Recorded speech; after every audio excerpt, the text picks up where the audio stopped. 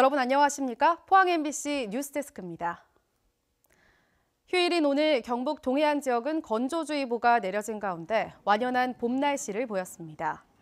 내일도 대체로 맑은 가운데 기온은 아침 최저 영하 1도에서 영상 4도로 춥겠지만 낮 최고 17도 안팎으로 평년 기온을 웃돌며 일교차가 크게 벌어지겠습니다.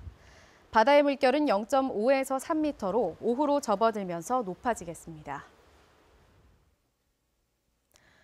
지난 13일 치러진 제2회 전국 동시조합장 선거와 관련해 경북에서는 당선자 14명을 포함해 176명이 선거법 위반 혐의로 경찰 수사를 받고 있습니다. 이 가운데 152명이 금품이나 향응을 제공한 혐의를 받고 있습니다.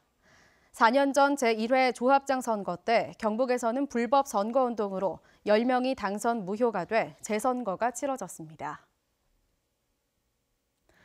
경상북도는 미세먼지 피해를 줄이기 위해 올해 다양한 대책을 추진하기로 했습니다.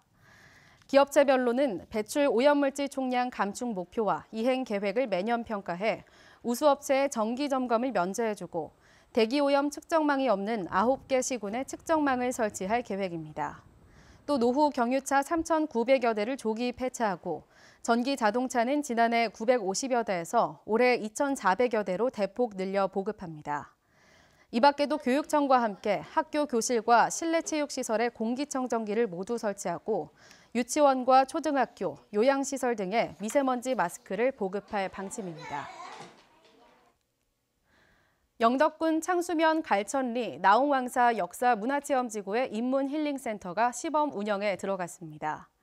50여 명이 머무를 수 있는 숙박시설과 식당, 강의동 등을 갖춘 인문힐링센터는 명상과 인문학, 건강음식 체험 프로그램을 운영하고 지역 주민을 대상으로 전문가 양성교육도 진행할 예정입니다.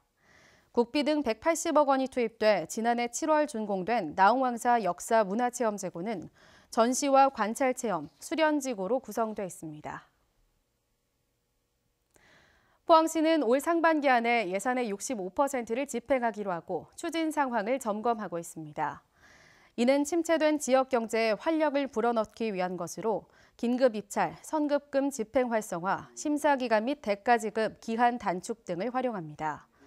포항시의 신속 집행 대상액은 1조 358억 원이며 행정안전부 목표인 55.5%보다 높은 65%를 상반기에 집행할 계획입니다.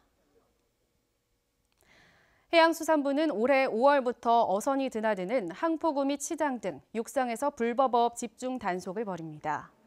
동해안에서는 어린 대게와 암컷 대게, 포획 유통 행위를 집중 단속하고 남해안은 붕장어와 갈치, 참조기 등의 불법 포획 행위를 단속합니다.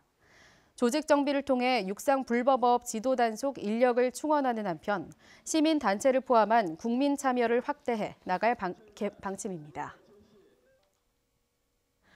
포항시가 고용노동부가 주관하는 기숙사 임차 지원 사업에 선정돼 국비 2억 원을 확보했습니다.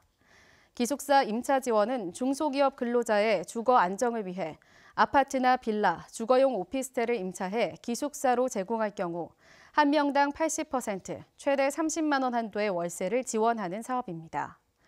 입주 조건은 근로자 10명 이내의 중소기업에 근무하는 5년 미만 근로자로 그중 20%는 6개월 미만의 신규 채용자가 포함돼야 하며 나머지 월세의 20%는 기업이 부담해야 합니다. 경상북도가 해빙기를 맞아 자전거 도로를 점검합니다. 경상북도는 오는 29일까지 도내 자전거 도로 1,400여 개 노선 2,000km에서 노면 포장 상태와 배수시설, 안전구조물, 각종 표지판 등을 점검합니다. 경북도는 안전사고 위험이 높아지는 해빙기를 맞아 민간 전문가와 함께 안전점검에 나선다며 문제 있는 도로는 보수한다고 밝혔습니다. 봄 나들이철을 앞두고 경주시가 주요 도로와 교량, 가로등 주변에 꽃 심기와 화분 설치에 나섰습니다. 경주시는 지난달부터 이달 말까지 4,800만 원을 들여 태종로와 계림로 등 주요 도로변에 꽃을 심거나 화분을 설치하고 경주교와 황성대교 등지에도 화분을 내걸어 관광객들에게 깨끗한 도시 이미지를 심어주기로 했습니다. 또 관광객들이 많이 찾는 대릉원 돌담길과 신라대종 앞에도 100여 개의 화분을 설치하기로 했습니다.